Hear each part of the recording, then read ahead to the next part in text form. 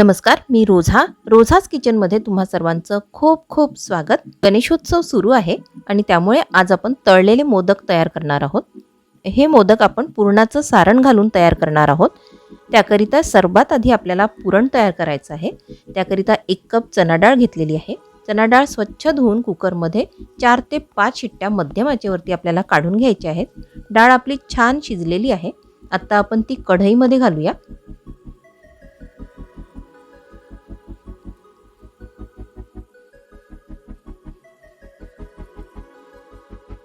यामध्ये 1 कप साखर घालूया। साखरेऐवजी तुम्ही गुळाचा सुद्धा वापर करू शकता। हे छान आपल्याला आटवून घ्यायचं आहे। मी इथे पॉलिश डाळ न घेता छान गावाकडची डाळ घेतलेली आहे, त्यामुळे ती चवीला अजूनच छान आहे। साखर आपली आता मेल्ट व्हायला लागलेली आहे। यामध्ये आता थोडीशी हळद घालूया। हळद घातल्यामुळे पुरणाला खूप छान पिवळसर रंग येईल। थोडंसं मीठ घालूया। मिठामुळे गोड पदार्थाला खूप छान चव येते, त्यामुळे नेहमी गोड पदार्थ करताना थोडंसं मीठ घालावं।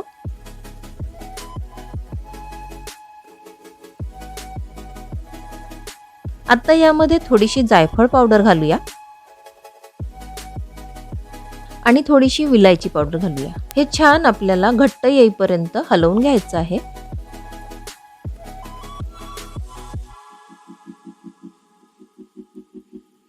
तुम्ही बघू शकता आपलं पुरण आता छान घट्ट आलेलं आहे। हीच कन्सिस्टन्सी आपल्याला ठेवायची आहे।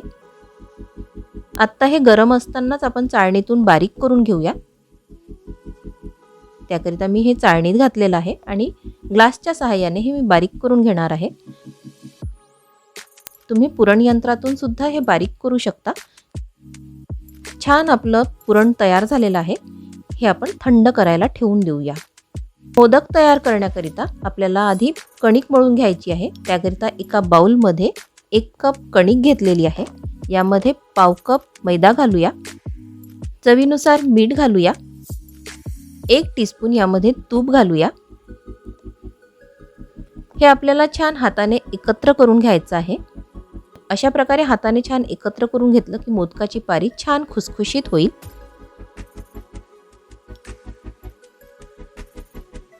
थोडं थोडं पाणी घालून आपल्याला ह्याचा घट्ट गोळा मळून घ्यायचा आहे।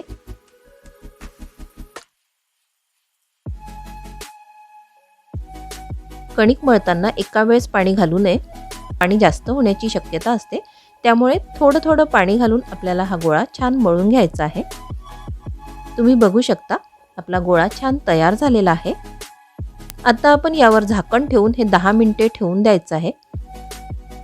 10 मिनिटे झालेली आहेत। छान आपली कणिक मऊ झालेली आहे। याचा छोटासा गोळा घेऊन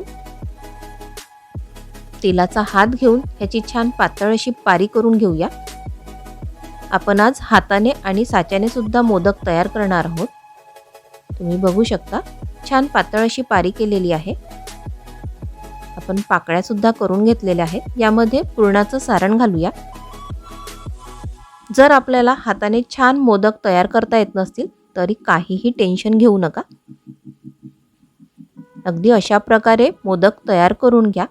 कडा जर आपल्याला दिसत नसतील तर चमच्याच्या सहाय्याने छान कडा करून घेऊया। तुम्ही बघू शकता अगदी सोप्या पद्धतीने आपण मोदक तयार करून घेतलेला आहे।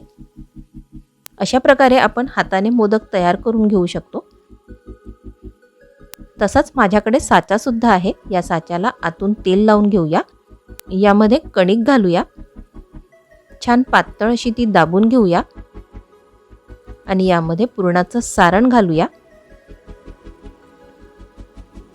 हे आपल्याला आता बंद करून घ्यायचं आहे। खालून आपल्याला बंद करायचं आहे, त्यामुळे आणखी कणिक इथे लावून घेऊया।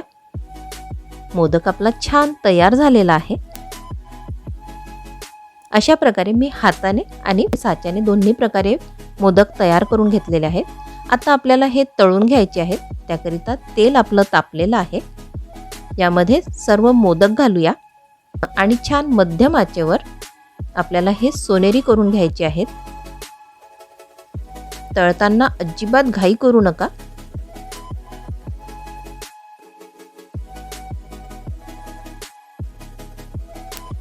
मध्यम आचेवर मोदक छान तळून घेतले तर त्याची पारी खूप छान खुसखुशीत होईल.